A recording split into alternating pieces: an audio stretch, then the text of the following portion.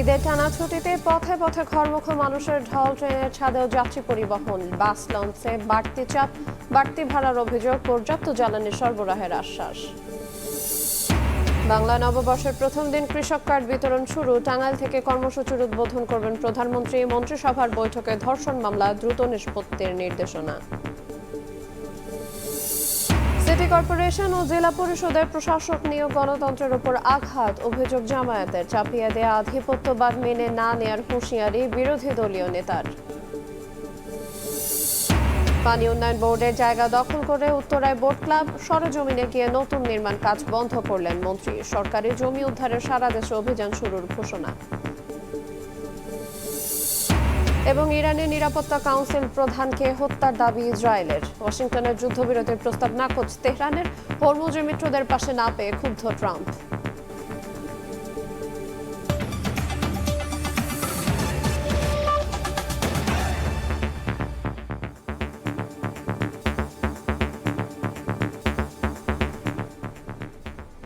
দেখছিলেন শিরোনাম। প্রবাসের সময়ের সঙ্গে আছে আইরিন আয়াত। ঈদ উল ফিতরের টানা ছুটিতে পথে পথে ঢল নেমেছে ঘরমুখী মানুষের। তিল ধারণের ঠাঁই নেই, ট্রেনের ছাদেও যাত্রা করেন অনেকে। বাস লঞ্চেও বেড়েছে ভিড়, তবে অনেকে বাড়তি ভাড়া নেওয়ার অভিযোগ করেছেন। পুলিশ প্রধান জানান, যানজট নিরসনে একযোগে কাজ করবে জনপ্রতিনিধি ও আইনশৃঙ্খলা বাহিনী। পরিবহন মন্ত্রী জানান, জ্বালানি সরবরাহ স্বাভাবিক রাখতে সব ব্যবস্থা নেওয়া হয়েছে।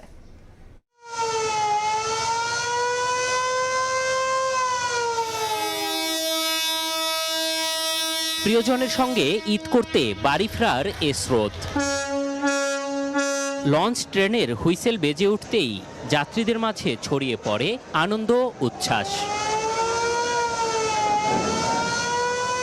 ঈদের টানা ছুটির শুরুর দিন মঙ্গলবার বিকেলে রাজধানীর সদরঘাট লঞ্চ টার্মিনালে ঢল নামে দক্ষিণবঙ্গগামী যাত্রীদের। মানুষ বোঝাই করে ছেড়ে যায় একের পর এক লঞ্চ। খুব ভালো লাগতেছে, কারণ আগে তো যানজট ছিল, এখন যানজট নাই। বাসের দুর্গন্ধ আমার সহ্য হয় না, লঞ্চে অনেক ভালো লাগে। বাড়ি যাবো, পরিবারের নিয়ে একসাথে ঈদ করবো, এটাই আমাকে সবচেয়ে বড় আনন্দ। ছুটির দিনে কয়েক গুণ চাপ বাড়ে রেল স্টেশনে। মঙ্গলবার সকাল থেকেই উত্তরবঙ্গগামী প্রতিটি ট্রেনে ছিল উপচে পড়া ভিড়। ট্রেনের ভেতরে জায়গা না পেয়ে নিষেধাজ্ঞা অমান্য করে ঝুঁকি নিয়ে ছাদে উঠে পড়ে বহু মানুষ। বহুত কষ্টে উঠেছি, আর ছাদে তো দেখতেই পাচ্ছেন আপনারা, এতটা ভিড় যে ভেতরে ঢোকাই যাচ্ছে না, সিটে বসতে পারতেছে না, মানে আসতেই পারতেছে না। সড়ক পথেও বেড়েছে যাত্রী চাপ। রাজধানীর বিভিন্ন বাস টার্মিনালে দেখা গেছে ভিড়। বাড়তি ভাড়া নেয়ার অভিযোগও অনেকের। ভাড়া বেশি যাইতেছে, 1500 যাইতেছে। নরমাল ভাড়া কত? 1800। লোকালের মতো ওইগুলো ধরেন 300 টাকা আমরা যাইতাম, ওইগুলো এখন 600 টাকা 700 টাকা যাচ্ছে। ঈদযাত্রা নির্বিঘ্ন করতে সড়ক ও নৌপথে তৎপরতা রয়েছে আইন শৃঙ্খলা বাহিনীর। ঈদ যাত্রায় যাতে যাত্রীদের কোনো ধরনের হয়রানি, টিকিটের মূল্য বেশি নেওয়া, রোডে কোনো ব্লকেট না হয়, যানজট না হয়, আমরা গুরুত্ব সহকারে কাজ করছি। জ্বালানি সরবরাহ স্বাভাবিক রাখতে সব ধরনের ব্যবস্থা নেওয়ার কথা জানান পরিবহন মন্ত্রী। যোগাযোগ সুবিধাটা নিশ্চিত করবার জন্য পাবলিক পরিবহনে আগে যে রেশনিং পদ্ধতিটা ছিল সেটা পাবলিক পরিবহন থেকে প্রত্যাহার করা হয়েছে। পর্যাপ্ত তেল দেওয়া হবে এবং সেটা দেওয়া হচ্ছে। কোথাও কোনো অনিয়ম হলে কঠোর ব্যবস্থা নেওয়ার হুঁশিয়ারি দেন মন্ত্রী। এম এ আজিম, সময় সংবাদ, ঢাকা। এদিকে ঈদযাত্রার চাপ সামলাতে পদ্মা সেতুর মাওয়া টোল প্লাজায় মোটরসাইকেলের জন্য করা হয়েছে 3টি লেন। যমুনা সেতুর পশ্চিমে যানবাহনের সংখ্যা বাড়লেও নেই যানজট। স্বজনের সঙ্গে ঈদ আনন্দ ভাগাভাগি করে নিতে আপন নিড়ে ফিরছে মানুষ। সড়ক, রেল ও নৌপথে ঘরমুখো মানুষের ঢল। ঈদযাত্রার চাপ সামলাতে পদ্মা সেতুর মাওয়া টোল প্লাজায় মোটরসাইকেলের জন্য করা হয়েছে 3টি lane. Electronic toll collection etc সিস্টেমে চলছে 2 প্রান্তের টোল আদায়। এক্সপ্রেসওয়েতেও বাড়ানো হয়েছে নজরদারি। সেতু ও সড়কে উচ্চ ক্ষমতার 181টি সিসি ক্যামেরায় চোখ রাখা হয়েছে কন্ট্রোল রুম থেকে। নতুন একটা লেন দেখলাম মোটরসাইকেলের এক্সট্রা, যার কারণে গতবার অনেক জ্যাম ছিল, এখানে অনেক লম্বা লাইন ছিল, এবার সেটা নাই। টিকিট পাই নাই, বাচ্চা কাচ্চা নিয়ে যাচ্ছি ভাই। থেমে থেমে যাত্রী তোলার একটা প্রবণতা দেখা যেত, যার কারণে সেটার একটা প্রভাব পড়তো টোল প্লাজায়।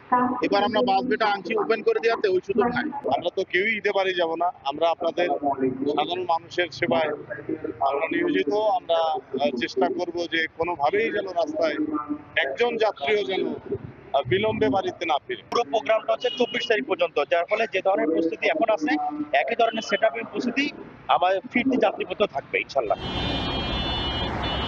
ঈদযাত্রায় ভোগান্তির আরেক নাম ঢাকা টাঙ্গাইল মহাসড়ক। তবে এখন পর্যন্ত অনেকটা স্বস্তিতে বাড়ি ফিরছেন উত্তরবঙ্গের মানুষ, যদিও সময়ের সঙ্গে সঙ্গে চাপ বাড়বে বলে জানান পরিবহন সংশ্লিষ্টরা। যানজট খুবই কম, আশা করি আলহামদুলিল্লাহ অনেক ভালোভাবে মানুষ ঘরে যেতে পারবে। যানজট যদি না থাকে তাহলে একটু চালু যাওয়া যাবে বাসা। ঈদের ছুটি শুরু হওয়ায় যমুনা সেতুর পশ্চিমে যানবাহনের সংখ্যা বাড়লেও নেই যানজট। সেতুর পশ্চিম গোলচত্বর থেকে হাটিকুমরুল হয়ে চান্দাইকোনা পর্যন্ত ৪৫ কিলোমিটার মহাসড়ক ৪ লেনে উন্নীত হওয়ার পাশাপাশি খুলে দেওয়া হয়েছে হাটিকুমরুল ইন্টারচেঞ্জের বেশ কয়েকটি লেন। অন্য সময়ের তুলনায় যাত্রী ও যানবাহনের কিছুটা চাপ বেড়েছে পাটুরিয়া দৌলতদিয়া আরিচা কাজিরহাট নৌরুটে। নৌরুটটিতে যাত্রী পারাপার করছে ৩৩টি লঞ্চ, ২২টি ফেরি ও ৬৭টি স্পিডবোট। খাদিজা স্বপ্না, সময় সংবাদ। পহেলা বৈশাখ থেকে কৃষক কার্ড বিতরণ শুরু করবে সরকার। টাঙ্গাইল থেকে কর্মসূচির উদ্বোধন করবেন প্রধানমন্ত্রী তারেক রহমান।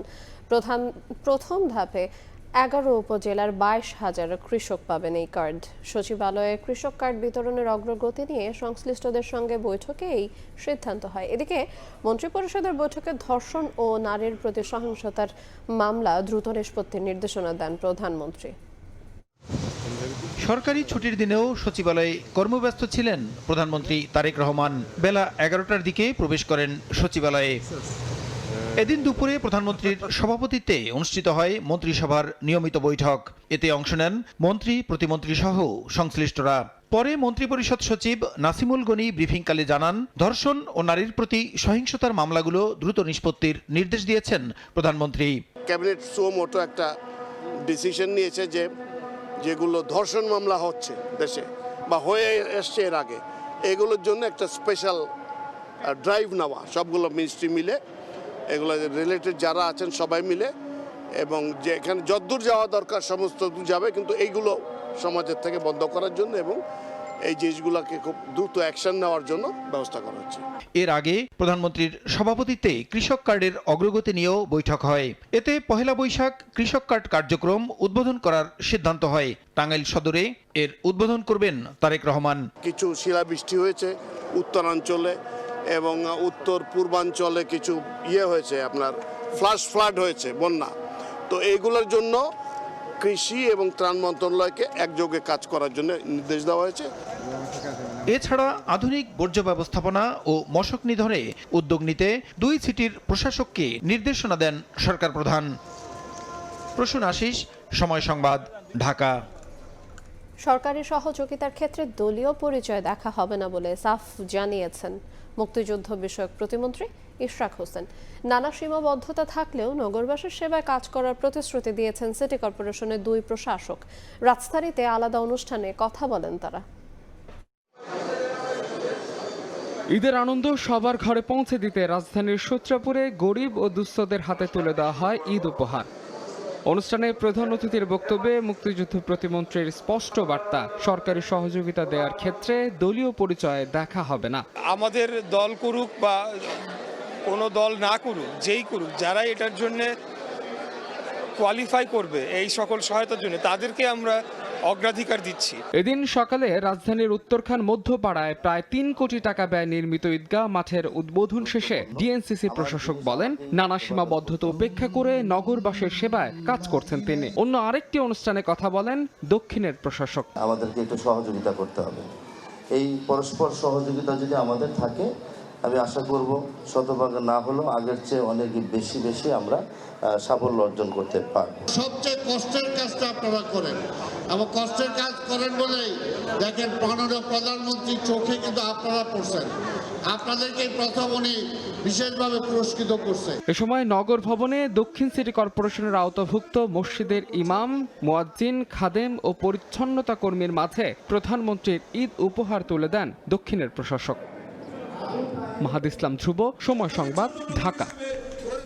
এদিকে প্রধানমন্ত্রী তারেক রহমানের প্রতিশ্রুতি অনুযায়ী সিটি কর্পোরেশনের বর্জ্য ব্যবস্থাপনায় নিয়োজিত কর্মীরা পেলেন ঈদ উপহার। প্রতি সুবিধাভোগীকে 5,000 টাকা করে দেয়া হয়। উপহার পেয়ে সরকার প্রধানের প্রতি কৃতজ্ঞতা জানান তারা।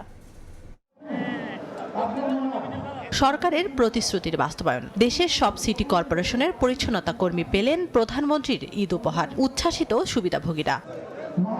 মঙ্গলবার সকালে চট্টগ্রাম সিটি কর্পোরেশনের ৩,২৭০ জন পরিচ্ছন্নতা কর্মীর হাতে প্রধানমন্ত্রীর ঈদ উপহার তুলে দেন মেয়র ডাক্তার শাহাদাত হোসেন। 10 বুথে ভাগ করে 41টি ওয়ার্ডের সুবিধাভোগীরা ৫,০০০ টাকা করে পেলেন এই অনুদান। স্বাস্থ্যসম্মত শহর করার দায়িত্ব কিন্তু আপনাদের, কাজে এটা নিজের দায়িত্ব থেকে এই শহরটাকে সুন্দর রাখা। একইভাবে ঢাকা, সিলেট, ময়মনসিংহ, রাজশাহী, রংপুর, বরিশাল, খুলনা, গাজীপুর, কুমিল্লা, নারায়ণগঞ্জ সিটি কর্পোরেশনের পরিচ্ছন্নতা কর্মী ও পরিবহন কর্মী সুপারভাইজাররা পাচ্ছেন এই অনুদান। ঈদের আগে এই উপহার পেয়ে প্রধানমন্ত্রীর প্রতি কৃতজ্ঞতা জানান তারা। আমরা বাজার করে খাবো, কম হোক বেশি হোক পাচ্ছি, কিন্তু এইরকম হয় মনে করে পাইনি। আমরা তাইনের লাগি দোয়া করি হাজার হাজার বছর বাচ্চা তা হোক। যার যার দায়িত্ব যথাযথভাবে সঠিক সময় আপনারা পালন করবেন। কোনোদিন তো কোনো সরকার প্রধান এইভাবে খুঁজে খুঁজে এই পর্যায়ে এসে ঈদের বকশিস দেওয়ার ঘটনাটা বিরলই প্রথম। আপনাদের যে উপহারটি দিচ্ছেন উনি, সেই উপহারের পরিমাণ কিন্তু কম, কিন্তু আপনাদের প্রতি ভালোবাসা বা আপনাদের প্রতি যে ওনার যে চিন্তাটা, এটা কিন্তু অনেক বেশি। ঈদের পরে আমি থাকবো আপনাদের সঙ্গে, এক একদিন এক একটা ওয়ার্ড আমরা পানি দিয়ে ধুয়ে দেব। প্রধানমন্ত্রী ত্রাণ তহবিল থেকে সারা দেশের সিটি কর্পোরেশনগুলোতে বর্জ্য ব্যবস্থাপনায় নিয়োজিত কর্মীদের দেওয়া হয় বিশেষ এই অনুদান। তানজিনা তাসনিম, সময় সংবাদ।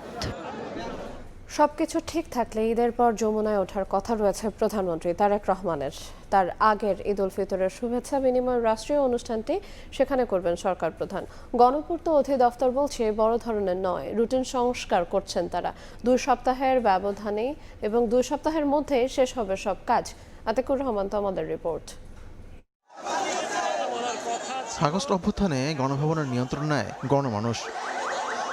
এরপর জুলাই গণ অভ্যুত্থান স্মৃতি জাদুঘর হিসেবে গড়ে তোলা হয় ভবনটি। ফলে গণভবনে আর প্রধানমন্ত্রী থাকার সুযোগ নেই। এর আগে দীর্ঘদিন প্রধানমন্ত্রীর সরকারি বাসভবন ছিল গণভবন। অন্তর্বর্তী সরকার ক্ষমতা থাকার সময় নতুন প্রধানমন্ত্রীর বাসভবন জাতীয় সংসদ ভবনও আগারগাঁও এলাকায় দেখা হয়েছিল। সময় স্বল্পতার কারণে সেটি আর সম্ভব হয়নি। তাই রাষ্ট্রীয় প্রযুক্তি ভবন যমুনাকেই সরকার প্রধানের বাসভবন হিসেবে নির্ধারণ করা হয়েছে।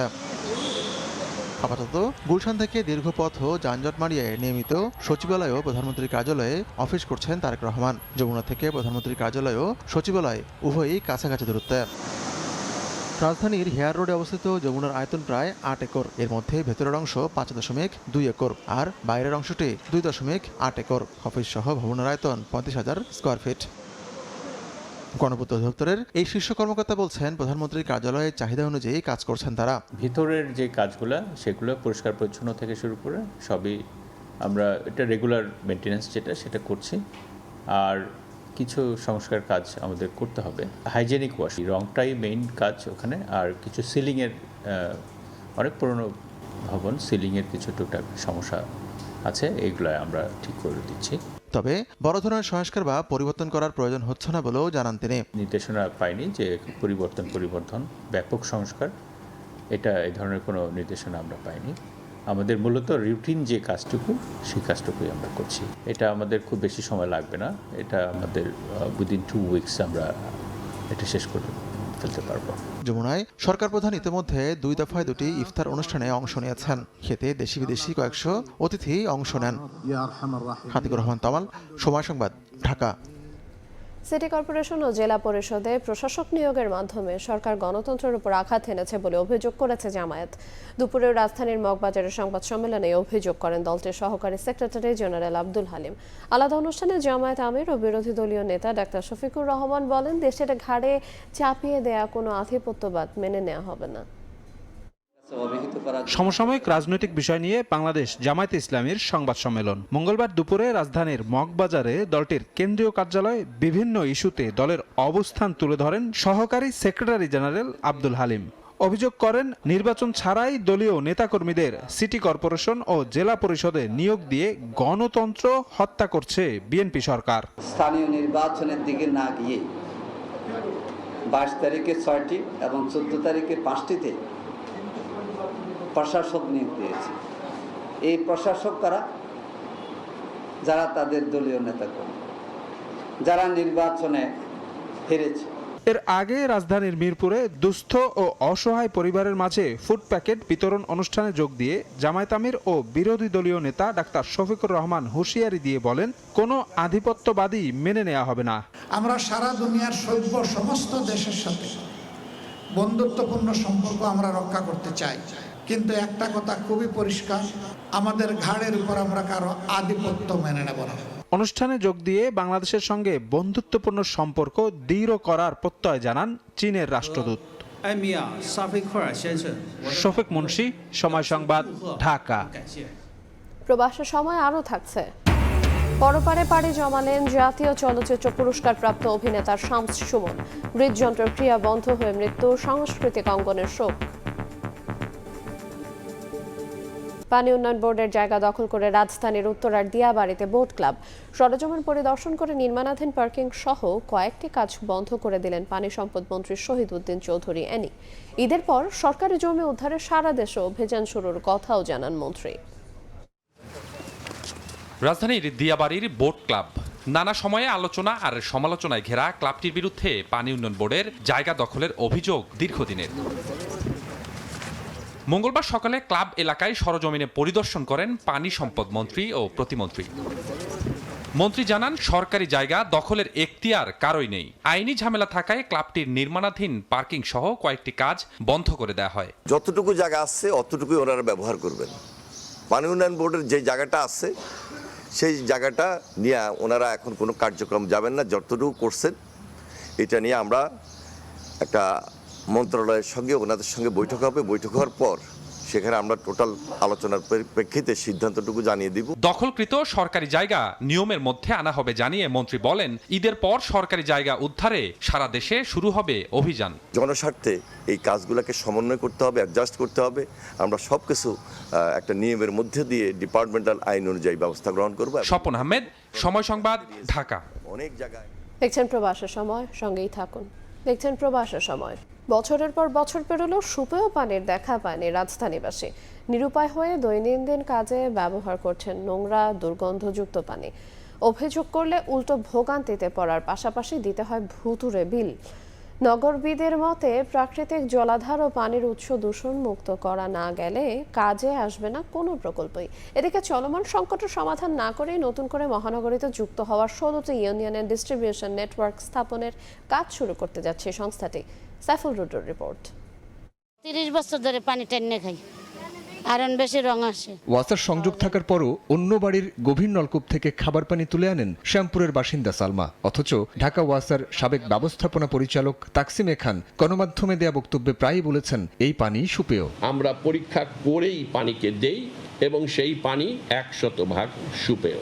ঢাকা ওয়াসা ভালো থাকলেও ভালো নেই ওয়াসার গ্রাহকরা। নোংরা দুর্গন্ধযুক্ত পানি সরবরাহের অভিযোগে সড়কে বিক্ষোভ করেছিলেন রাজধানীর যাত্রাবাড়ি, জুরাইন, শ্যামপুর ও শনিরাখড়ার বাসিন্দারা।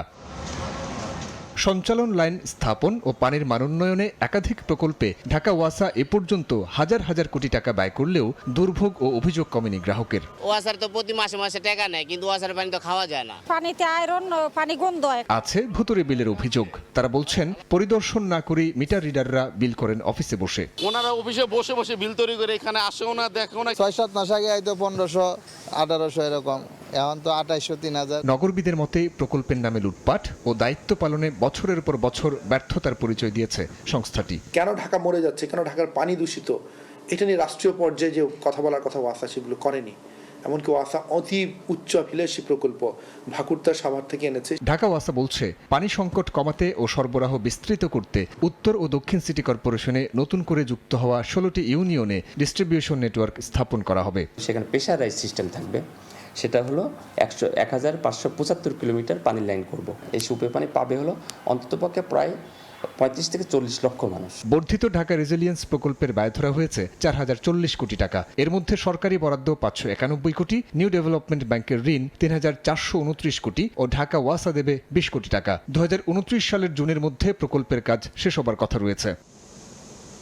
সাইফুল রুদ্র, সময় সংবাদ, ঢাকা। প্রবাসের সময় আরও থাকছে। বাংলাদেশ এসে সিরিজ খেলতে বিসিবিকে সবুজ সংকেত দিয়েছে বিসিসিআই, জানালেন নাজমুল আবেদিন ফাহিম। নিউজিল্যান্ড সিরিজেই সাকিবকে পাওয়ার প্রত্যাশা। আরএফএল ওয়াটার পাম্পের রোটর এখন আরো উন্নত আর বিদ্যুৎ সাশ্রয় হয় 20% পর্যন্ত। পরপারে পাড়ি জমালেন জাতীয় চলচ্চিত্র পুরস্কারপ্রাপ্ত অভিনেতা শামস সুমন। হৃদযন্ত্রের ক্রিয়া বন্ধ হয়ে মারা গেছেন তিনি। মঙ্গলবার বিকেলে অসুস্থ হয়ে পড়লেও রাজধানীর একটি বেসরকারি হাসপাতালে নেয়ার পর চিকিৎসক তাকে মৃত ঘোষণা করেন। মঞ্চনাটক থেকে অভিনয়ে হাতেখড়ি শামস সুমনের রাজশাহী বিশ্ববিদ্যালয়ের আবৃত্তি সংগঠন সনন এর সক্রিয় সদস্য ছিলেন। পরে সিনেমায় নিয়মিত অভিনয় শুরু করেন। তার অভিনীত উল্লেখযোগ্য চলচ্চিত্রের মধ্যে অন্যতম মন জানে না, মনের ঠিকানা, কক্সবাজারে কাকাতুয়া, চোখের দেখা, প্রিয়া তুমি সুখী হও। 2008 সালে স্বপ্নপূরণ চলচ্চিত্র অভিনয়ের জন্য জাতীয় চলচ্চিত্র পুরস্কারে ভূষিত হয়েছেন তিনি।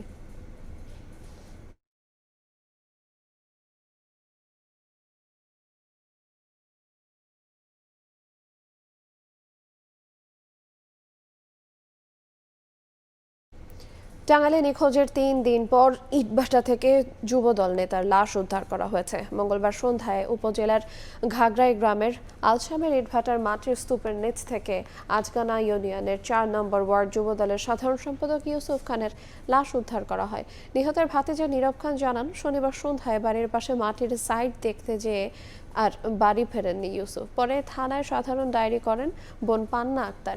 এ ঘটনায় ঘাগড়াই গ্রামের রিজন ও হানিফকে আটক করে পুলিশ। পরে তাদের দেয়া তথ্যে ইটভাটা থেকে উদ্ধার করা হয় ইউসুফের লাশ। শনিবার একটি মাটির ট্রাকের ধাক্কায় হানিফের একটি গাছ ভেঙে যাওয়ার ঘটনায় হানিফের সঙ্গে ইউসুফের বাকবিতণ্ডা হয়।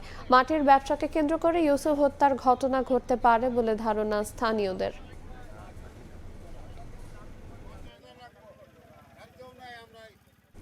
চট্টগ্রামে আশ্রয়ণ প্রকল্পের একটি ঘর থেকে মা ও শিশুর ঝুলন্ত মরদেহ লাশ উদ্ধার করা হয়েছে।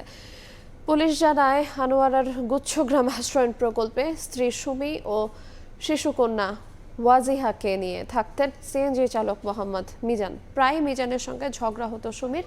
কিছুদিন আগে স্বর্ণ বন্ধক রেখে আবারও কলহে জড়ান তারা। মঙ্গলবার বিকেলে স্বজনদের ফোন করে সুমি ও ওয়াজিহার আত্মহত্যার খবর জানান মিজান। পরে পুলিশ এসে মরদেহ উদ্ধার করে। পরিকল্পিত হত্যাকাণ্ড বলে অভিযোগ নিহতের স্বজনদের। পরে জিজ্ঞাসাবাদের জন্য মিজানকে আটক করে পুলিশ। তদন্ত করে ব্যবস্থা নেওয়া হবে জানিয়েছে পুলিশ।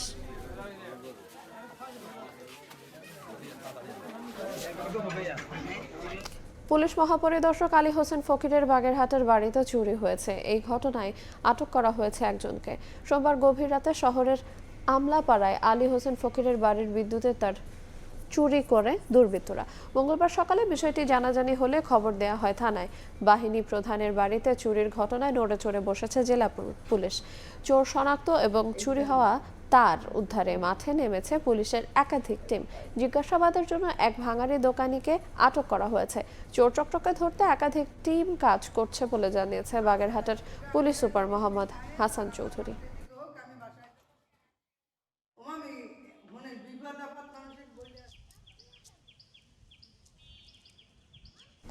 ব্রাহ্মণবাড়িয়ায় নাসিরনগরের সংসদ নির্বাচন চলাকালীন বিরোধের জেরে মাইকে ঘোষণা দিয়ে 2 দল গ্রামবাসীর সংঘর্ষ হয়েছে। এতে নারীসহ আহত হয়েছেন অর্ধশতাধিক। মঙ্গলবার দুপুর থেকে বিকেল পর্যন্ত গোয়ালনগর ইউনিয়নে এই সংঘর্ষের ঘটনা ঘটে। স্থানীয়রা জানান, স্থানীয় শিশু মিয়া ও জিয়া মিয়ার সমর্থকদের মধ্যে উত্তেজনা চলছিল। সকাল থেকে উভয় পক্ষের মধ্যে দফায় দফায় ধাওয়া পাল্টা ধাওয়া হয়। দুপুরে দুই পক্ষ স্থানীয় দুটি মসজিদের মাইক ব্যবহার করে তাদের সমর্থকদের জড়ো করে জড়িয়ে পড়েন সংঘর্ষে। ধাওয়া পাল্টা ধাওয়া ও ইট পাটকেল নিক্ষেপে আহত হন উভয় পক্ষের সমর্থকরা। খবর পেয়ে ঘটনাস্থলে পৌঁছে পরিস্থিতি নিয়ন্ত্রণে আনে পুলিশ।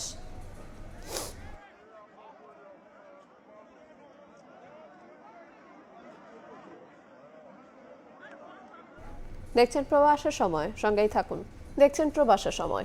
তৈরি পোশাক খাতের 98% কারখানা ফেব্রুয়ারির বেতন পরিশোধ করেছে, আর ঈদের বোনাস দিয়েছে 97 ঢাকা জোনে 1785টি কারখানার মধ্যে ফেব্রুয়ারির বেতন দিয়েছে 1767টি। এর মধ্যে বোনাস দিয়েছে 1753টি প্রতিষ্ঠান। চট্টগ্রাম জোনে 342টির মধ্যে বেতন 337 আর বোনাস পরিশোধ করেছে 327টি কারখানা। সচল কারখানাগুলোর মধ্যে মার্চের আগাম বেতন দেবে 870 বা 40% প্রতিষ্ঠান। যানজটের ভোগান্তি কমাতে ধাপে ধাপে কারখানা ছুটির সিদ্ধান্ত নিয়েছে বিজিএমইএ। দেশে গত এক দশকে কর্মক্ষম তরুণদের অর্ধেকের বেশি শ্রমবাজারে প্রবেশ করতে পারেননি। বিশেষ করে তরুণীরা শ্রমবাজার প্রবেশের ক্ষেত্রে নানা বাধা ও বৈষম্যের শিকার হয়েছেন বলে মন্তব্য করেছেন বিশ্বব্যাংকের দক্ষিণ এশিয়া অঞ্চলের ভাইস প্রেসিডেন্ট জোহানেস জুট। 3 দিনের সফর শেষে বাংলাদেশের শ্রমবাজার সম্পর্কে এ মন্তব্য করেন জোহানেস জুট।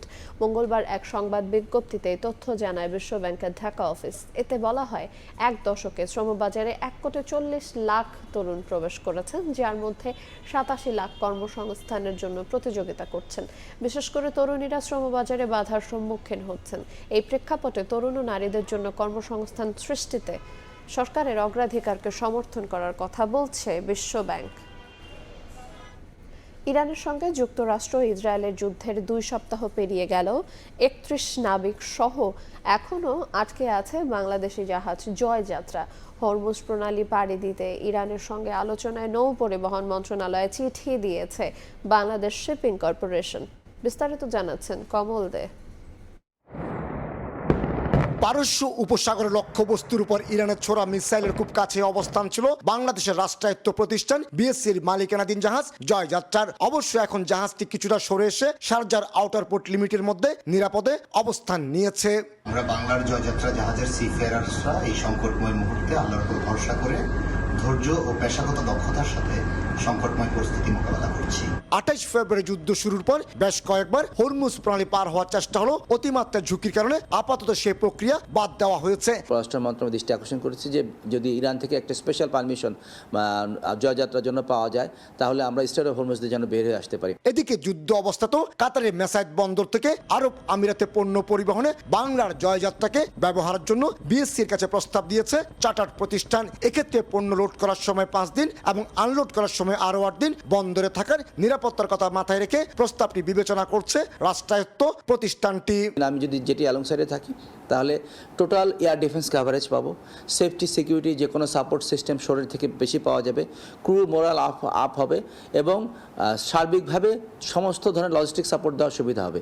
তবে জাহাজের পাশাপাশি 31 নাবিকের প্রাণের ঝুঁকি বিবেচনায় ব্যবসার পরিবর্তে আলোচনার মাধ্যমে বাংলার জয়যাত্রাকে বের করে আনার কথা বলছেন সাবেক নাবিকেরা। কোন একটা দিনক্ষণ সময় নির্ধারণ করে জাহাজটা হরমুজ প্রণালী থেকে বেরিয়ে আরব সাগরে চলে আসাটাই আমাদের জন্য সবচেয়ে নিরাপদ। গত 2 ফেব্রুয়ারি ভারত হয়ে কাতারে গিয়েছিল বাংলার জয়যাত্রা।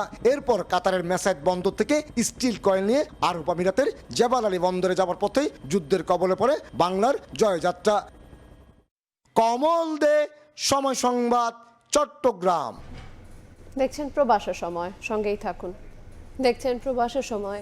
এবার দেশের বাইরের খবর। ইরানের নিরাপত্তা পরিষদের প্রধান আলী লারিজানিকে হত্যার দাবি করেছে ইসরায়েল। মঙ্গলবার এক বিবৃতিতে ইসরায়েলের প্রতিরক্ষা মন্ত্রী ইসরায়েল কাৎজ এই তথ্য জানান। তেল আবিব সহ ইসরায়েলের বিভিন্ন স্থানে হামলা চালিয়েছে ইরানও। এরই মধ্যে ইসরায়েলে প্রথমবারের মতো হজ কাশেম ক্ষেপণাস্ত্র হামলা চালানোর দাবি করেছে ইরান। মঙ্গলবার এ কথা নিশ্চিত করেছে দেশটির রাষ্ট্রীয় টেলিভিশন। এছাড়া ইরাকে মার্কিন দূতাবাস, দুবাই বিমানবন্দর ও তেল ক্ষেত্রেও হামলা চালিয়েছে আইআরজিসি। এদিকে হরমুজ প্রণালী স্বাভাবিক করতে মিত্রদের পাশে না পেয়ে ক্ষুব্ধ মার্কিন প্রেসিডেন্ট ডোনাল্ড ট্রাম্প। এদিকে যুক্তরাষ্ট্রের যুদ্ধবিরতির প্রস্তাব প্রত্যাখ্যান করেছেন ইরানের সর্বোচ্চ নেতা মোস্তফা খামেনি। দীর্ঘ বিরতির পর আবারও মালে ঢাকা মালে রুটে ফ্লাইট পরিচালনা শুরু করল মালদ্বীপের জাতীয় বিমান সংস্থা মালদ্বীভিয়ান এয়ারলাইন্স।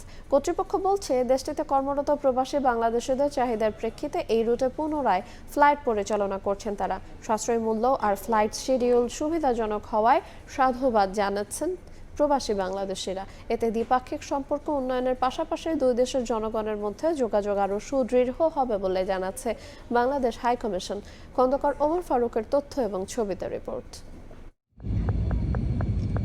বাংলাদেশের রাজনৈতিক অস্থিরতার কারণে 2024 সালের আগস্ট মাসে স্থগিত করা হয়েছিল মালে ঢাকা মালের আকাশপথে যাতায়াত করা মালদ্বীপের একমাত্র জাতীয় উড়োজাহাজ সংস্থা মালদ্বীভিয়ান এয়ারলাইন্স। তবে দেশটিতে কর্মরত বিপুল সংখ্যক প্রবাসী বাংলাদেশির চাহিদার পরিপ্রেক্ষিতে এয়ারলাইন্সটি দীর্ঘদিনের এই বিরতি কাটিয়ে গত বৃহস্পতিবার রাত থেকে আবারও মালে ঢাকা মালে রুটে ফ্লাইট পরিচালনা করছেন। ঈদ উল ফিতর উপলক্ষে যাত্রী চলাচল বাড়ার এই সময়কে সামনে রেখেই এ সেবা চালু হলো। পর্যটকদের পাশাপাশি পাশাপাশি দুদেশের নাগরিকদের জন্য দেশে ফেরা সুবিধাজনক হবে বলে জানায় এয়ারলাইন্স কর্তৃপক্ষ। প্রাথমিক অবস্থায় এয়ারলাইন্সটি সপ্তাহে 2 দিন রোববার ও বৃহস্পতিবার ফ্লাইট পরিচালনা করবে। শুরুতে এয়ারলাইন্সটি রিটার্ন ভাড়া নিচ্ছে প্রায় 47,880 টাকা। সাশ্রয়ী মূল্য আর ফ্লাইট শিডিউল সুবিধাজনক হওয়ায় খুশি প্রবাসী বাংলাদেশিরা। মালদ্বীপিয়ান এয়ারলাইন্স এখন বর্তমানে অনেক স্বল্প মূল্যে স্বল্প সময়ে আমাদেরকে মালদ্বীপ থেকে বাংলাদেশে নিয়ে যাওয়া, বাংলাদেশ থেকে বাংলাদেশে নিয়ে যাওয়া ব্যাপারে অনেক বেশি প্রতিশ্রুতিবদ্ধ। আমরা সত্যি আনন্দিত। এই উদ্যোগটা নেওয়া হয়েছে, এতে আমরা খুশি। এখন আমরা অনেক উপকৃত হলাম। মালদ্বীপিয়ান এয়ারলাইন্সের এমন উদ্যোগ বাংলাদেশ ও মালদ্বীপের জনগণের মধ্যে দীর্ঘস্থায়ী বন্ধুত্ব ও পারস্পরিক সম্পর্ক এবং ব্যবসা বাণিজ্য আরো বৃদ্ধি পাবে বলে মনে করেন প্রবাসী ব্যবসায়ীরা। সবচেয়ে বেশি সুবিধা হবে হচ্ছে যারা বাংলাদেশ থেকে ঘুরতে যায়। আগে যারা প্রত্যেকদিন গেলে দেখা যেত রাতের বেলায় গিয়ে ফ্লাইট ল্যান্ড করছে, একটা দিন তাদের নষ্ট হয়ে যেত, সেটা এখন আর হবে না। এখন মালদ্বীপিয়ান এয়ারলাইন্স চালু করাতে টিকিটের দাম অনেক কমে আসছে এবং আমাদের অনেক সুবিধা হয়েছে। ঢাকা মালের আকাশপথে পুনরায় মালদ্বীপিয়ান এয়ারলাইন্স সচল হওয়ায় বাংলাদেশ ও মালদ্বীপের দ্বিপাক্ষিক সম্পর্কের পাশাপাশি দুদেশের জনগণের মধ্যে যোগাযোগ আরো সুদৃঢ় হবে বলে মত দেশটিতে নিযুক্ত বাংলাদেশ হাইকমিশনের। আমরা আশা করব যে প্রতিযোগিতামূলক ভাবে একটি ভাড়াটিও আসলে আরো কম হবে, যাতে করে আমাদের প্রবাসী ভাইয়েরা যারা আছেন তারা উপকৃত হবেন। পবিত্র মাহে রমজান ও ঈদুল ফিতরের ভ্রমণের মৌসুমে এই বিমান পরিষেবা সচল হওয়ায় দেশে ফেরা প্রবাসী বাংলাদেশি ও মালদ্বীপগামী যাত্রীদের যাতায়াত আরো সহজ হবে বলে মত সংশ্লিষ্টদের। সময় সংবাদ, মালদ্বীপ। প্রার্থী তালিকা প্রকাশ করে প্রচারে নেমে পড়েছে ভারতের পশ্চিমবঙ্গের শাসক দল তৃণমূল কংগ্রেস। দলটির প্রধান প্রতিদ্বন্দ্বী বিজেপির শিবির থেকেও শুরু হয়েছে নির্বাচনে প্রচার। দেয়াল লিখন প্রচার ও প্রার্থী তালিকা প্রকাশের মধ্যে বামফ্রন্ট বিজেপি তৃণমূলকে সমালোচনা করছে নিজেদের মতো করে। বিস্তারিত জানাচ্ছেন সুব্রত আচার্য, ছবি তুলেছেন বিশ্বজিৎ দাস। পশ্চিমবঙ্গে বিধানসভা নির্বাচনে তফসিল ঘোষণার পরেই প্রার্থী তালিকা প্রকাশ করেছে ভারতের পশ্চিমবঙ্গের বিজেপি ও বামফ্রন্ট। কিছুটা দেরিতে হলেও মঙ্গলবার প্রার্থী তালিকা প্রকাশ করেছে তৃণমূল কংগ্রেস। এরপরেই প্রচারণায় নেমে পড়েছে মমতা বন্দ্যোপাধ্যায়ের দলটি। রাজ্যের 294 আসনের মধ্যে এদিন একই সঙ্গে 291 দলীয় প্রার্থীর নাম ঘোষণা করেন তৃণমূল কংগ্রেস সভানেত্রী মমতা বন্দ্যোপাধ্যায়। দলের পাহাড়ে জোট সঙ্গীদের জন্য 3টি আসন ছেড়ে দেওয়া হয়েছে। বরাবরের মতো এবারও নতুন পুরনো মিশিয়ে এক ঝাঁক তারকাকে প্রার্থী করেছে তৃণমূল। দলটির নারী প্রার্থীর পাশাপাশি উল্লেখযোগ্য হারে সংখ্যালঘু প্রার্থীও করেছে। বাদ পড়েছেন পুরনো 74 জন বিধায়ক। এদিকে কালীঘাটে নিজের বাড়িতে আনুষ্ঠানিকভাবে দলীয় প্রার্থীদের নাম ঘোষণার আগে মমতা কার্যত বিজেপিকে এক হাত নিয়েছেন। এরপর একে একে নাম ঘোষণা করেন দলটির নেত্রী মমতা এবং সর্বভারতীয় সম্পাদক অভিষেক বন্দ্যোপাধ্যায়। আগামী দিনেও বিজেপির কোনো সম্ভাবনাই নেই।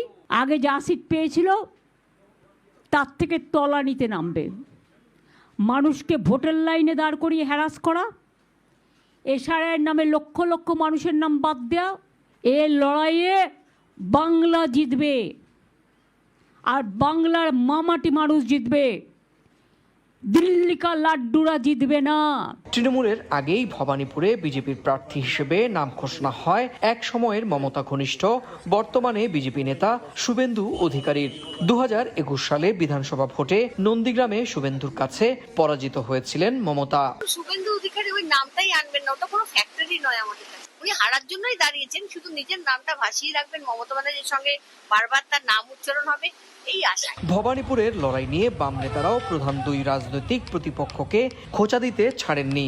নন্দীগ্রামে ফেল করার পর ভবানীপুরে পাশ করেছেন, তো ভবানীপুরের ব্যাপারে উনি আর কোনো কথা বলতে চাইছেন না। কিন্তু ভবানীপুরের মানুষ সাধারণভাবে গরিব নিম্নবিত্ত মানুষ যারা আছেন, মধ্যবিত্ত মানুষ যারা আছেন, তারা বোধ করছেন যে পশ্চিমবাংলার রাজনীতিকে যদি পরিচ্ছন্ন করতে হয় বিজেপি তৃণমূল কাউকে ভরসা করা উচিত না।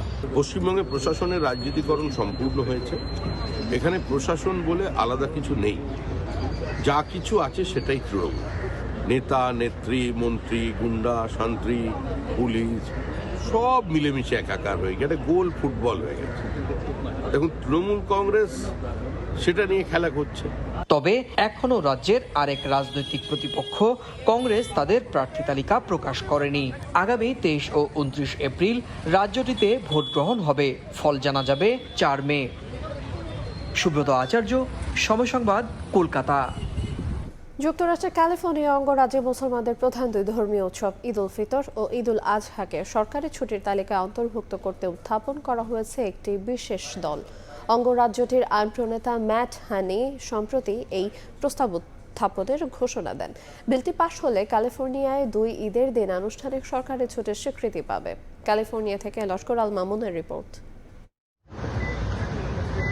মার্কিন যুক্তরাষ্ট্রে বড়দিনের মতো প্রধান ধর্মীয় উৎসবে সরকারি ছুটি থাকলেও মুসলমানদের দুই বড় উৎসব ঈদ উল ফিতর ও ঈদ উল আজহাকে একই মর্যাদায় স্বীকৃতি দেওয়ার দাবি দীর্ঘদিনের। সেই প্রেক্ষাপটে ক্যালিফোর্নিয়ায় বসবাসকারী প্রায় ৫ লাখেরও বেশি মুসলিম মার্কিনীদের ধর্মীয় অনুভূতির প্রতি সম্মান জানিয়ে দুই ঈদকে সরকারি ছুটির তালিকায় অন্তর্ভুক্ত করার উদ্যোগ নেওয়া হয়েছে।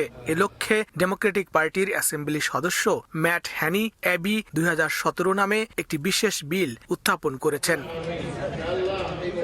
প্রস্তাবিত বিলটি পাশ হলে ক্যালিফোর্নিয়ার সব সরকারি স্কুল ও কমিউনিটি কলেজে বছরে 2 দিন ঈদের ছুটি থাকবে। পাশাপাশি সরকারি কর্মচারীরাও তাদের অর্জিত বা ব্যক্তিগত ছুটির বিনিময়ে ঈদের দিনগুলোতে ছুটি ভোগ করতে পারবেন বলে বিলে উল্লেখ করা হয়েছে।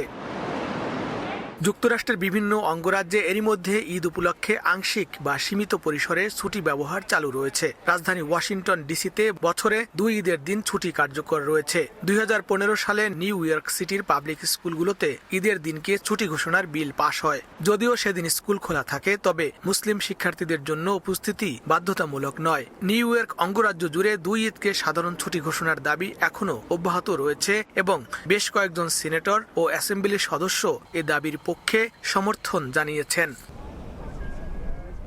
এছাড়া ঈদ উল ফিতর ও ঈদ উল আজহা উপলক্ষে ম্যারিল্যান্ড, ম্যাসাচুসেটস, মিশিগান, মিনেসোটা ও ভার্জিনিয়া সহ বিভিন্ন অঙ্গরাজ্যের সরকারি স্কুলগুলোতে ছুটি চালু রয়েছে। আর 2001 সালে যুক্তরাষ্ট্রের ইতিহাসে প্রথমবারের মতো মার্কিন ডাক বিভাগ 2 ঈদ স্মরণে একটি বিশেষ ডাক টিকিট প্রকাশ করে, যা দেশটিতে মুসলিম সম্প্রদায়ের উপস্থিতি ও স্বীকৃতির একটি গুরুত্বপূর্ণ প্রতীক হিসেবে বিবেচিত হয়। লস্কর আল মামুন, সময় সংবাদ, ক্যালিফোর্নিয়া, যুক্তরাষ্ট্র। লন্ডনের এনফিল্ডে ইফতার ও দোয়া মাহফিলের আয়োজন করেছে এনফিল্ড বাংলাদেশ ওয়েলফেয়ার অ্যাসোসিয়েশন। স্থানীয় একটি চার্চ হলে আয়োজিত অনুষ্ঠানে কমিউনিটির বিভিন্ন শ্রেণী পেশার মানুষের অংশগ্রহণ ছিল। সংগঠনের সভাপতি মোহাম্মদ কামরুজ্জামানের সভাপতিত্বে এবং সেক্রেটারি মোর্শেদা বেগমের সঞ্চালনায় আয়োজিত অনুষ্ঠানে রমজানের তাৎপর্য ও রোজার ফজিলত নিয়ে আলোচনা করেন মাওলানা মুসলিম উদ্দিন। ইফতার মাহফিলে উপস্থিত অতিথিরা এই আয়োজনের প্রশংসা করেন এবং এমন উদ্যোগ কমিউনিটির বন্ধনকে আরো দৃঢ় করবে বলে মন্তব্য করেন।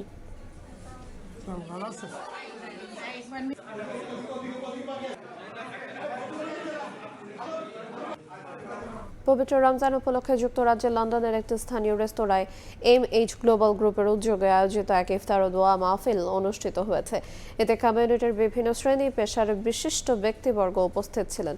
অনুষ্ঠানে পবিত্র কোরআন তেলাওয়াত ও সংক্ষিপ্ত বক্তব্যের পর বিশেষ দোয়া ও মোনাজাত পরিচালনা করেন ইস্ট লন্ডনের মসজিদের ইমাম আব্দুল কায়ুম।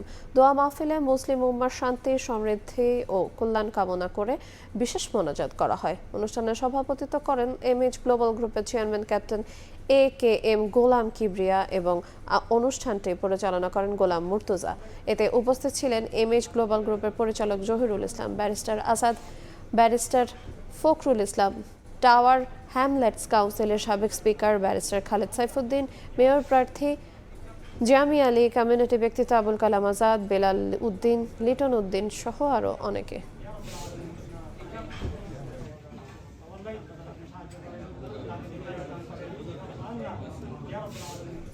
দক্ষিণ আফ্রিকায় ইসলামিক ফোরাম অব আফ্রিকার উদ্যোগে রমজানের তাৎপর্য নিয়ে আলোচনা সভা ও ইফতার মাহফিল অনুষ্ঠিত হয়েছে।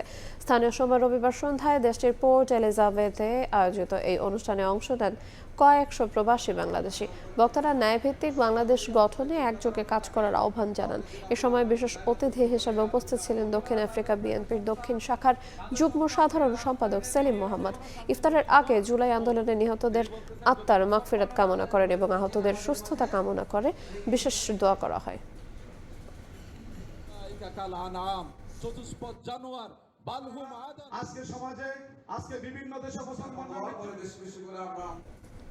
সৌদি আরবের জেদ্দায় লক্ষ্মীপুর জেলা প্রবাসী কল্যাণ সমিতির উদ্যোগে ইফতার ও দোয়া মাহফিল অনুষ্ঠিত হয়েছে। গতকাল এক হোটেলে আয়োজিত অনুষ্ঠানে কোরআন তেলাওয়াতের মাধ্যমে শুরু হয়ে রোজার গুরুত্ব নিয়ে বয়ান পেশ করেন কারি আব্দুল্লাহ মিয়াজি। পরে প্রবাসী সমাজ ও বাংলাদেশের কল্যাণ কামনায় দোয়া করা হয়। ইফতারের পর আলোচনা সভায় সভাপতিত্ব করেন ভারপ্রাপ্ত সভাপতি বিল্লাল হোসেন এবং সঞ্চালনা করেন সাধারণ সম্পাদক বাহারউদ্দিন বকুল। প্রধান অতিথি ছিলেন জেদ্দাস্থ বাংলাদেশ কনস্যুলেটের দ্বিতীয় সচিব রফিকুল ইসলাম। অনুষ্ঠানে সমিতির নবনির্বাচিত সভাপতি দেলোয়ার হোসেন আব্দুল মালেক সহ প্রবাসী কমিউনিটির নেতৃবৃন্দ উপস্থিত ছিলেন।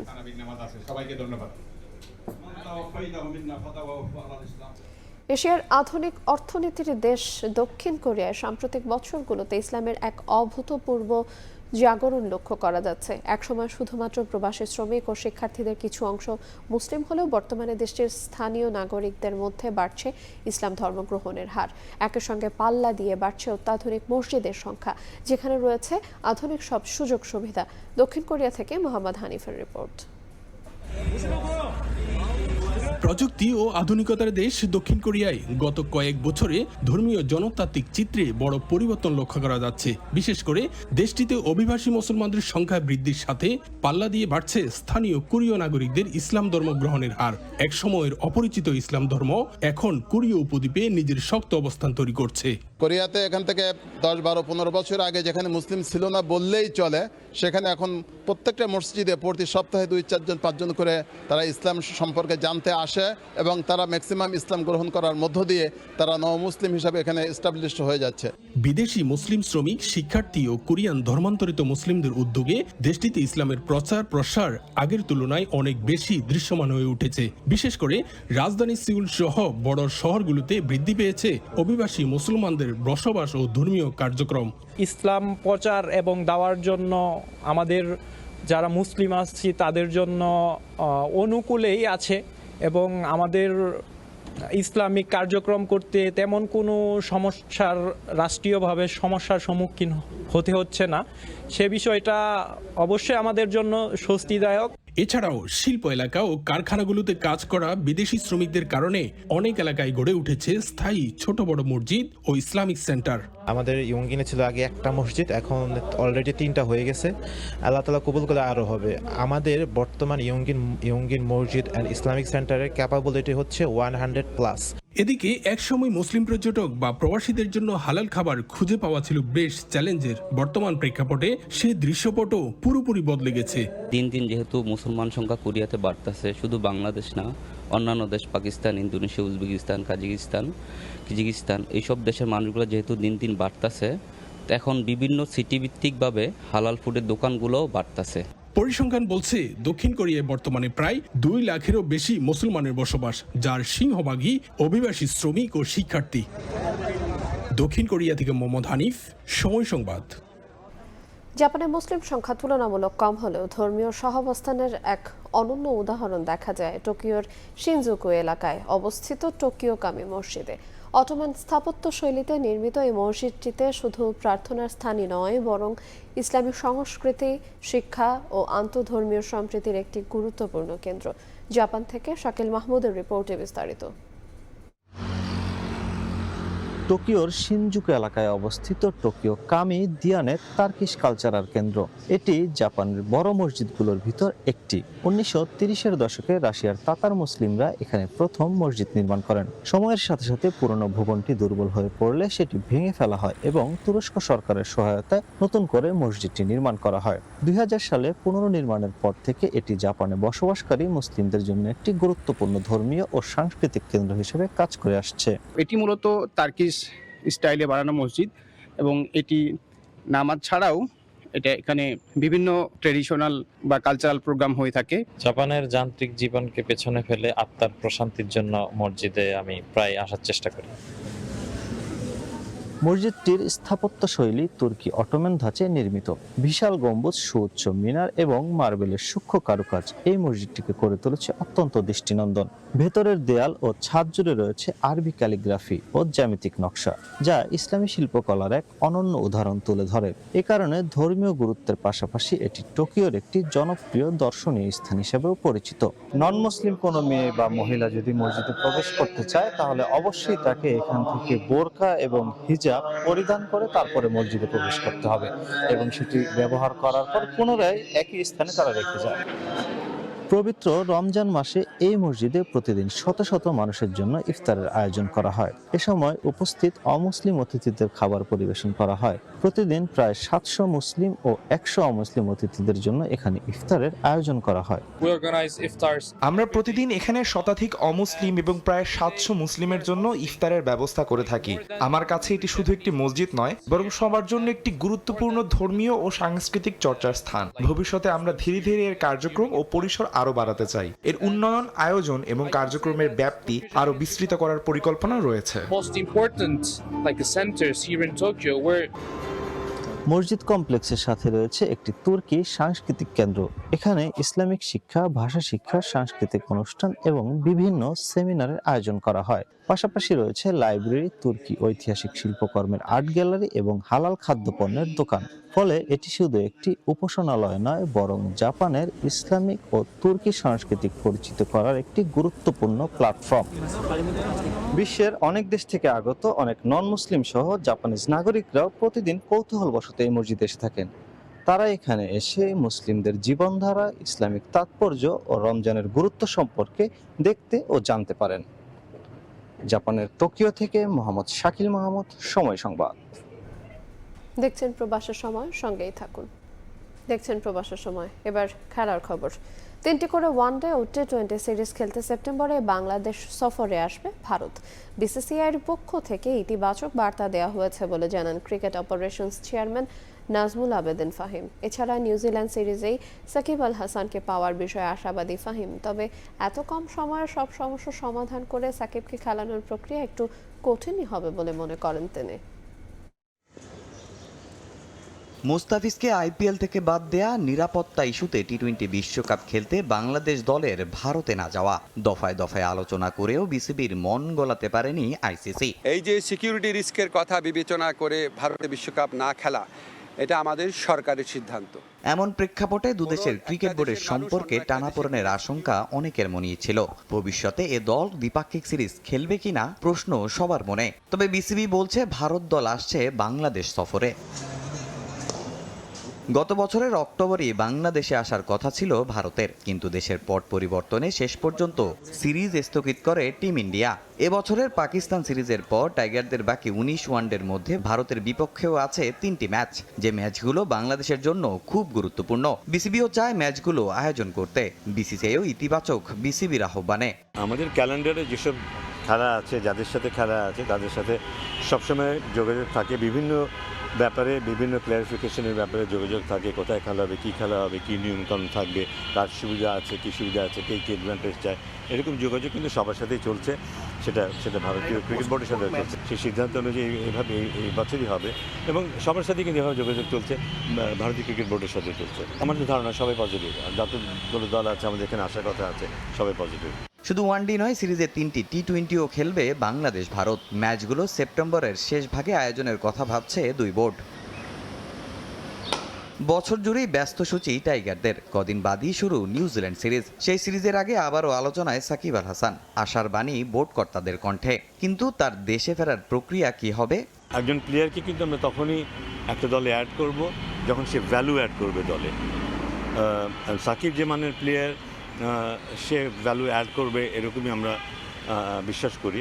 তো সে আসুক, তারপর আমরা দেখতে পাবো তার কী অবস্থা এবং সেই অনুযায়ী সিদ্ধান্ত নেই। বাট সমাজে খুব বেশি আছে তা তো না, বাট আমি আশাবাদী যে ম্যাচের টাইম সে চলে আসবে। কিন্তু দলে কখন আসবে, কিভাবে আসবে, এটা তখন নিশ্চিত নই, তাই পুরো ব্যাপারটা এখন পরিষ্কার বলতে পারছি না। আগামী 13 এপ্রিল বাংলাদেশে আসবে নিউজিল্যান্ড। 17 এপ্রিল শুরু ওয়ানডে সিরিজ। তার আগে বাংলাদেশে আসতে হবে সাকিবকে। তামিম হোসেন, সময় সংবাদ, ঢাকা। বাংলাদেশ কেন বিশ্বকাপ খেলতে যেতে পারেনি, এটি কূটনৈতিক ব্যর্থতা কিনা তা খতিয়ে দেখতে নতুন একটি তদন্ত কমিটি গঠন করা হবে। সময় সংবাদকে এই তথ্য জানিয়েছেন যুব ও ক্রীড়া প্রতিমন্ত্রী আমিনুল হক। এছাড়া বিসিবি নির্বাচন নিয়ে গঠিত তদন্ত কমিটি নিয়ে বোর্ডের দেয়া বিজ্ঞপ্তি নিয়ে ভাবছে না ক্রীড়া মন্ত্রণালয়। তদন্ত কমিটির প্রতিবেদনের পর আইসিসির সঙ্গে কথা বলবে সরকার বলেও জানান আমিনুল হক। অনিশ্চিত গন্তব্যে আমিনুল ইসলামের ক্রিকেট বোর্ড। নির্বাচনে স্বচ্ছতা তদন্তে গঠন হয়েছে কমিটি। সেই কমিটিকে বিসিবির স্বাধীনতার হস্তক্ষেপ হিসেবে উদ্বেগ জানিয়েছে বোর্ড। ক্রীড়া মন্ত্রণালয় আর ক্রিকেট বোর্ড একরকম মুখোমুখি অবস্থানে। বিসিবির উদ্বেগ প্রসঙ্গে প্রতিক্রিয়া জানিয়েছেন যুব ও ক্রীড়া প্রতিমন্ত্রী আমিনুল হক। বোর্ডের উদ্বেগ আমলে নিচ্ছে না মন্ত্রণালয়। বিগত সরকারের সময় সরাসরি হস্তক্ষেপ করা হয়েছে ক্রিকেট বোর্ডের উপরে। যারা বিগত সময় নির্বাচন কমিশনের দায়িত্ব পালন করেছেন তাদের সাথেও তদন্ত কমিটি কথা বলবে। আমরা তদন্ত প্রতিবেদনটা দেখি, তারপরে আমি আইসিসির সাথে কথা বলে আমাদের পরবর্তী পদক্ষেপ পরবর্তীতে আপনাদেরকে জানানো। বর্তমান বোর্ডের কার্যক্রম আতশ কাচের নিচে আনতে যাচ্ছে ক্রীড়া মন্ত্রণালয়। কেন টি-20 বিশ্বকাপ খেলতে পারলো না ক্রিকেটাররা সে বিষয়েও তদন্ত করতে হচ্ছে নতুন কমিটি। আমরা কিছুদিন আগে দেখেছি যে বিশ্বকাপ ক্রিকেট হয়েছে, বাট আমাদের ক্রীড়া কূটনীতির অভাবে আমরা সেই বিশ্বকাপটি খেলতে যেতে পারিনি। কিন্তু কেন এটি হয়েছে সেটিও আসলে তদন্ত করে দেখার বিষয় রয়েছে এবং আমি আশা করি যে এই বিষয় নিয়েগুলোও আমি একটি তদন্ত কমিটি করব। পরবর্তীতে আসলে আমি এগুলো প্রতিবেদন আকারে আমি ক্রিকেট বোর্ড এবং যারা এটার সাথে জড়িত ছিলেন তাদের কাছ থেকে আমি অবশ্যই চাইব। এদিকে ক্রীড়াবিদদের কাঠামোর মধ্যে নিয়ে এসে ভাতা প্রদানের উদ্বোধন হবে আগামী 30 মার্চ, জানিয়েছেন আমিনুল হক। তারেক হাসান শিমুল, সময় সংবাদ, ঢাকা। প্রবাসের সময় এই পর্যায়ে শীর্ষ সংবাদগুলো জানিয়ে দেব আর একবার।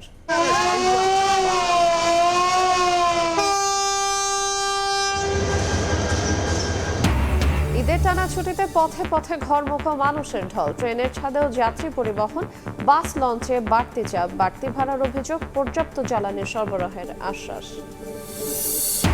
বাংলা নববর্ষের প্রথম দিন কৃষক কার্ড বিতরণ শুরু। টাঙ্গাইল থেকে কর্মসূচির উদ্বোধন করবেন প্রধানমন্ত্রী।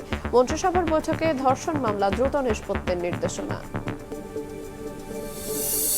এবং সিটি কর্পোরেশন ও জেলা পরিষদের প্রশাসক নিয়োগ গণতন্ত্রের উপর আঘাত। অভিযোগ জামায়াতের। চাপিয়ে দেয়া আধিপত্যবাদ মেনে না নেয়ার হুঁশিয়ারি বিরোধী দলীয় নেতার।